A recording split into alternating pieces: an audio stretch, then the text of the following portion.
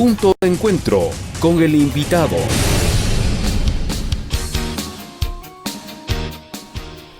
Tiempo para nuestra primera entrevista. Patricio Almeida, economista de la Universidad Central del Ecuador, está con nosotros. Todo el país conoce que se aprobó ya en la Asamblea Nacional el proyecto denominado de simplificación y progresividad tributaria, calificado de urgente en materia económica, como es de conocimiento público también. Los analistas han coincidido casi en su mayoría que de simplificado y de progresivo en el ámbito tributario este proyecto no tiene absolutamente nada, y tampoco de recaudatorio, porque más es lo que se va el dinero en remisiones que en lo que se va a recaudar. ¿Será así? El análisis de inmediato con nuestro invitado, a quien le vuelvo a saludar. Economista Almeida, ¿cómo está? Buenas tardes. Buenas tardes, Washington, y un saludo cordial a los amigos oyentes. Sí, el día de ayer justamente se aprobó esta ley, y lo que usted señalaba, una de las preocupaciones que teníamos hace rato los economistas era de ver si va a rendir los frutos que se espera de esta ley. Hay que decirlo claramente, esta ley es más fiscalista, lo que busca es recaudación para cubrir el déficit fiscal. Pero resulta que hay una serie de exenciones tanto a estudiantes en el exterior. Yo decía en algún momento, en vez de exonerarles los intereses y se les obliga a pagar la deuda, es decir, el capital, lo que deberían es conseguir trabajo, porque el rato que tengan trabajo tendrían ingresos y podrían pagar los intereses y el capital de esas deudas. Pero eso no ha sucedido. El problema en el Ecuador es el desempleo cada vez creciente, y más aún si se aplica una política neoliberal como plantea el Fondo Monetario Internacional de reducción del aparato del Estado. Lo que vamos a tener es un desempleo mayor, y eso genera un problema en la economía, porque la demanda, si los hogares tienen menos ingresos, tienen menos para comprar, es decir, la demanda se cae. Yo no sé lo que están pensando los empresarios, ¿a quién van a vender? ¿Van a vender a los marcianos o van a vender a los ecuatorianos? Uno se pregunta. Si es a los ecuatorianos, deben permitir que haya un nivel de ingreso mayor en la clase que más consume, que son las clases populares, clases medias, medias bajas y las clases de menores ingresos. Esos son los más altos consumidores. Entonces, en esta ley, uno también ve, ¿no?, que las deudas que tengan con el Estado o empresas también puedan acogerse a este beneficio de remisión de los intereses. Que contradice el concepto recaudatorio que se supone que tiene la ley. Exactamente, y ese es el problema más grave. Y en otros casos, por ejemplo, el IS del impuesto a la salida de capitales también se reduce para importaciones de materias primas y bienes de capital. Correcto. Entonces eso puede más bien tener el efecto contrario, es decir, que la recaudación no solamente no alcance lo que prevé el gobierno, porque prevé el gobierno como 540 millones, no alcance a eso, y más bien suceda lo contrario, es decir, que nos quede debiendo la recaudación tributaria del 2020 comparado con lo que cerramos en este 2019. Entonces, ahí hay una serie de problemas, ¿no? Y luego también cuando se ponen, ¿no es cierto?, estos tramos de que las empresas que vendan entre 1 millón y 5 millones paguen un impuesto al ingreso anual. Entonces, si uno ve eso, ¿no es cierto?, estamos hablando de porcentajes muy pequeños, es decir, de 1 a 5 millones, de 300,000, 1,60, etcétera, y eso lo que va a generar es en el país una baja recaudación de los ingresos, incluso tributarios, y de los ingresos fiscales, porque el Estado está financiándose con eso. Por ejemplo, en los ingresos grabados para las empresas se habla de que de 1 millón a 5 millones paguen el 0.1%, es decir, por cada millón paguen $1,000. O sea, es nada. Si uno compara con las necesidades que tiene el gobierno y tiene un déficit fiscal de entrada de más de 6,000 millones, no vamos a cubrir para nada. Entonces, la alternativa será la que ha venido tomando hasta ahora, seguir con deuda externa, porque vamos a tener que pagar sueldos, salarios con deuda externa, o a menos que haga un ajuste fenomenal en el sector público, que yo creo que no va a poder hacerlo. Pero ¿y dónde está la progresividad para cobrar impuestos? Porque ahí en el proyecto se hace todo lo contrario. Pero me imagino que dirá por esto, porque aquellas empresas que tienen entre 5 millones y 10 millones de ingresos pagan 0.15, es decir, 1.500 por cada millón. Son $500 más. Son $500. Me imagino que es la progresividad. Digo, aquellas empresas que pagan entre 10 millones en adelante que pagan el 20, es decir, 2.000 por cada millón. En 20 millones, calcule usted, ¿cuánto estamos hablando? 20 millones por 2.000 son 40.000. $40,000. $40,000, que era lo que recaudarían estas empresas grandes que vendan una cantidad superior. Pero me imagino que a eso se refiere la progresividad, porque es 10, 15 y 20%. Sí, pero en términos de impactos económicos, eso no redunda absolutamente en nada para cubrir la brecha fiscal. Claro, y lo que decíamos nosotros es, mire, el impuesto a la renta, y eso hemos discutido hasta con los profesores de la Universidad Central, en el impuesto a la renta se supone que el que más gana, más paga, el que tiene más renta, porque dice, es que es un impuesto a la producción. No es un impuesto a la producción, es a la renta, a la ganancia. O sea, al final del ejercicio fiscal, se ve cuánto tiene de ganancia la empresa y sobre eso paga el impuesto. El que más tiene, más paga. El que más tiene, más paga. Eso es lo progresivo. Obviamente, porque si hay un empresario que le ha ido muy bien y que tiene utilidades de 10 millones de dólares, mire, la banca tiene utilidades de más de 200 millones el año anterior, entonces ellos deberían pagar por lo menos un 35% de esas utilidades. Si a los empleados con relación de dependencia no se les perdona el pago, es decir, el impuesto a la renta es automático. Se les descuenta ahí, punto. Y claro, y depende del sueldo que gane, le clavan más impuestos. Y ahora, por ejemplo, esto de los que ganan más de $100,000, se ha dicho que no se les va a hacer las exoneraciones. ¿Cuántos son los que ganan más de $100,000? Claro, esa es la pregunta, son muy pocos, y menos en relación de dependencia. Exacto. A los que les clavarían ese impuesto. No sé, a menos que tenga 5 empleos y sea, no sé, pues un ejecutivo de altísimo nivel de un banco privado, que sería el único que puede rebasar los $100,000. $25,000. Claro, mensuales. Y podría rebasar la familia, o sea, el ingreso familiar rebasaría eso, pero no individualmente. Entonces, hay estos puntos que son problemáticos en la ley. Yo creo que esta ley es insuficiente. Y ahora, peor aún, le pregunto, economista, ¿va a cumplir lo que era, digamos, el concepto de la ley, para lo cual se envió al Congreso, que era promover el emprendimiento, la actividad exportadora del país, instaurar un régimen simplificado en el país, afianzar la dolarización, efectivizar una redistribución equitativa y solidaria de la riqueza? Peor aún, bajo esas características. Claro, y yo empiezo más bien al revés, Washington. Vea, el problema que tiene América Latina, y eso hay que decirlo enfáticamente, es la redistribución de la riqueza. América Latina no es un país, no es un continente pobre, o el sur del continente, no es pobre, tiene riquezas naturales, tiene riquezas. Lo que pasa es que nuestros empresarios se han convertido en rentistas, es decir, seguimos siendo exportadores de banano, café, cacao, camarones, flores, y el sector público vive de los ingresos petroleros. Todo esto son bienes primarios. Entonces no hemos cambiado esta matriz productiva y los empresarios se han acostumbrado a vivir de las rentas. Es decir, incluso yo me atrevo a decir, en el gobierno del presidente Correa, que creó infraestructura, obras de infraestructura, ¿quién hacía esas obras? Las empresas privadas. El sector privado. Entonces, eso generó efectos multiplicadores y parecería que la empresa privada estuvo muy cómoda en el gobierno del presidente Correa, estuvo muy cómoda porque no tenía que hacer un esfuerzo de competir hacia afuera, porque tenía un mercado creciente, una demanda que iba estimulándose, porque habían muchos ecuatorianos que empezaban a tener ingresos, se generó más empleo, etcétera, y este empleo incluso de construir carreteras, que es un empleo de mano de obra menos calificada, y la construcción utiliza mano de obra menos calificada, porque hay unos pocos albañiles y el resto son peones, es decir, es una mano de obra más física que de otra naturaleza. Entonces, vivieron muy bien, y ahora que les toca a ellos jugar el rol, porque el Estado ya no tiene espacio, ahora parecería que lo que buscan es prebendas incluso como resultado de esta ley,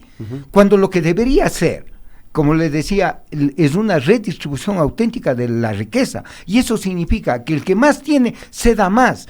invierta más, promocione más el trabajo para que genere crecimiento económico en el país, porque el Estado ya no tiene espacio, ya se saturó digamos, los niveles de ingreso para poder hacer esta obra pública o promocionar el crecimiento y el desarrollo económico. Pero la empresa privada, que tanto criticaba antes que el gobierno no tiene que intervenir en eso, ahora le toca el rol, ahora tienen todo el espacio para hacerlo. Pero usted sabe que históricamente el sector privado no ha dado respuestas afirmativas a esa demanda de que se juegue también el sector privado por el país. Eso es lo que le decía. Mucho peor.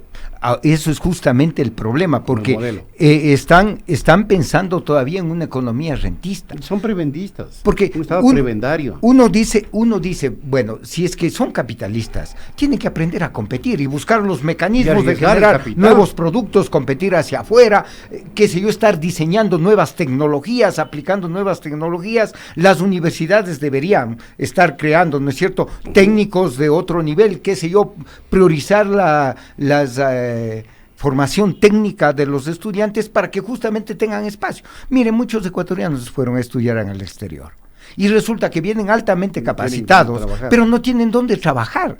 O sea, ya vienen capacitados justo para manejar estas nuevas tecnologías y resulta que no tienen trabajo.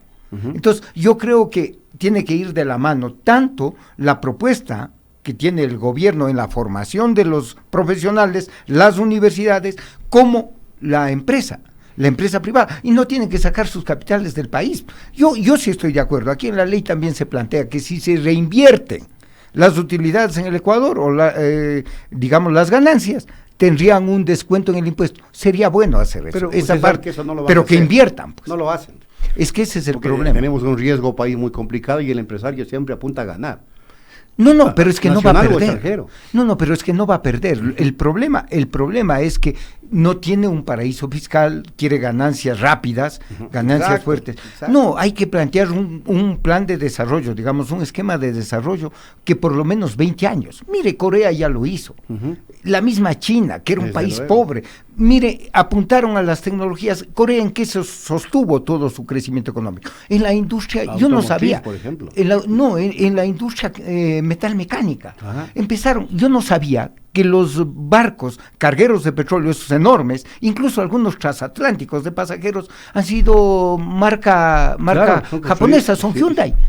Entonces yo decía, claro, ellos empezaron a pensar en grandes desde ahí y luego fueron con los efectos multiplicadores hacia abajo. Después la Samsung, después la telefonía, o sea, empezaron la tecnología, pero su eslabón, o sea, su filón de oro fue la empresa siderúrgica y los grandes cargueros, los grandes transatlánticos para cargar el petróleo, sobre todo, y algunos transatlánticos de pasajeros. Entonces yo creo que el Ecuador tiene que pensar, mire, hay cobre.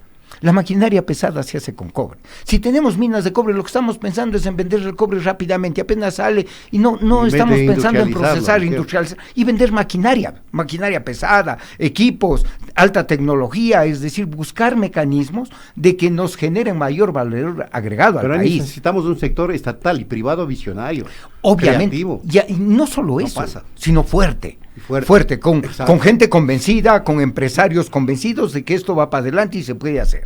Por eso decía, yo creo que al final del día, los ecuatorianos también tenemos que un poco interiorizar una buena voluntad, porque al final el país es el que está en juego en esta coyuntura. Porque tal como está vista la economía, en el corto y mediano plazo no vamos a crecer. Ni siquiera estamos alcanzando el crecimiento poblacional en el Ecuador.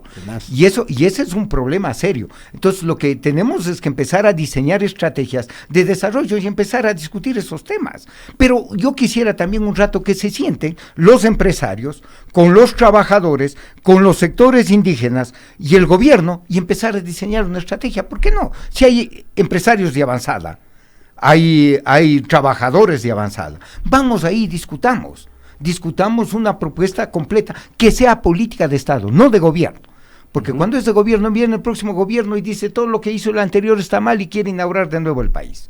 Eso no nos lleva a nada. Yo creo que hay que empezar a pensar en un Ecuador de aquí a 20, a 30, a 40, a 50 años, pero por y decir, lo que ahí vamos. Economista, esta visión no la va a atender el régimen, porque persiste en aplicar un modelo que evidentemente trae las imposiciones del Fondo Monetario Internacional. Yo tengo la es neoliberal. Yo tengo la impresión, sí, de hecho el Fondo Monetario obedece a los intereses de la banca internacional. Por eso. Y es un banco internacional. Es un banco internacional, es un prestamista. Y actúa como tal, pues. O sea, no es como alguna. Y si estamos sujetos a esa política, nunca vamos a lograr lo que usted está planteando. Sí, pero yo creo que también fue una medida desesperada del gobierno acudir al fondo. Inicialmente desesperada porque no tenía un modelo para llevar adelante. Ni siquiera un modelo, ya no tenía los recursos. Ya no había los recursos para eso. Y luego, claro, yo tengo la impresión de que el presidente Moreno se vio atrapado y tuvo que aliarse un poco con la derecha, a ver si ayudan, contribuyen. Pero y el los efectos no son todo lo contrario. No se están viendo los efectos positivos de esa alianza, porque ahí es la posibilidad de decir, perfecto, ustedes tienen las grandes ideas, ustedes dicen que el Ecuador desarrolla, bueno, vamos por ahí. Yo creo que esa fue en principio, a lo mejor fue la idea de Moreno, la propuesta. La propuesta del presidente yo creo que fue esa. Y claro, no leyó resultados, porque los intereses particulares, los intereses personales, gremiales, los intereses empresariales, corporativos, no coinciden con los intereses nacionales, porque los intereses nacionales deben ser la prioridad, porque al final lo que decíamos al inicio, Washington, si es que el sector de menores ingresos, las clases medias, las clases populares, tienen posibilidad de acceder al mercado, eso activa la demanda y eso permite que las empresas generen oferta y crezcan más. El problema es que si uno le cierra y le bloquea el mercado, es el famoso ajuste hacia abajo. Si uno reduce la demanda, va a reducirse la producción, porque no va a haber oferta si no hay quien compre, no hay quien demande. Entonces, más bien lo que hace es contraer la economía en vez de expandirla. Entonces, yo creo que hay que diseñar esta estrategia de expansión, pero obviamente, y ahí sí, los emprendimientos deben ser muy activos, pero con una política de que ese emprendimiento no solo se quede en la zona o en la comunidad, sino apunte al mercado internacional. Claro. Es decir, con nuevos productos manuales que son tan reconocidos para afuera. Diversificar las exportaciones. Diversificar, somos etcétera. Todavía monoproductores. Exactamente, y en la parte agrícola se pueden hacer muchas cosas para elaborar los productos y exportar elaborados. Mire, si podemos entrar a un mercado como China, de 1.300 o más millones la Unión de Europea mismo. O la Unión Europea. Tenemos tratado ahí de libre comercio. Y con productos hechos a mano. Con productos elaborados, esos son altamente cotizados, y si son ecológicos, más aún. Pero el problema es que el Estado no ha dado las garantías para que el empresario ecuatoriano pueda meterle valor agregado a su producto, para poder exportar. Lo que pasa es que competitivos. Yo creo que hay una doble responsabilidad. El Estado crea las condiciones, pero quien tiene que hacerlo es el empresario privado. Para ser creativo tiene que... Exactamente. Por ejemplo, el pequeño empresario, si no tiene crédito barato, está complicado.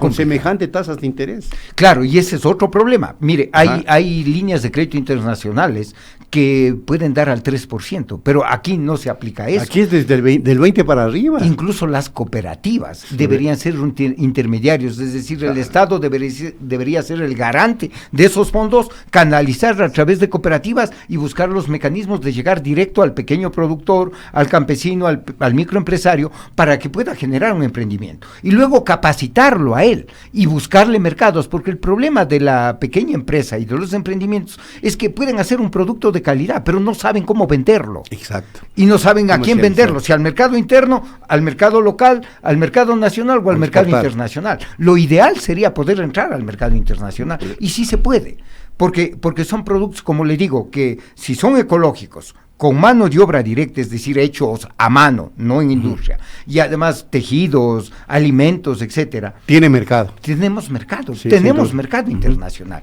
Yo creo que esa estrategia es la que se quedó atrás, se quedó rezagada. Se habló de un cambio de matriz productiva desde hace mucho, pero no se dio algunos pasos, pero no se avanzó. Se dio algunos tips y no se avanzó. Y esa era la estrategia ideal para poder incorporar a todos los ecuatorianos justamente en esta expansión, digamos, de la economía ecuatoriana y dirigirse y entrar en los mercados internacionales y a mercados grandes como China, a mercados grandes como la Unión Europea, incluso a los propios Estados Unidos y al resto de América Latina. Así mismo es. Gracias, economista Almeida, por habernos acompañado. No, gracias a usted por la invitación. Como siempre, orientación y análisis del economista Patricio Almeida, que nos ha acompañado en esta tercera emisión de Punto Noticias. Hacemos la pausa.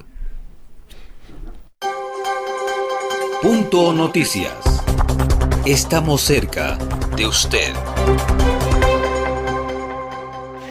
Estamos conectados contigo. 95.3 FM y en el noroccidente de Pichincha, 94.5 FM.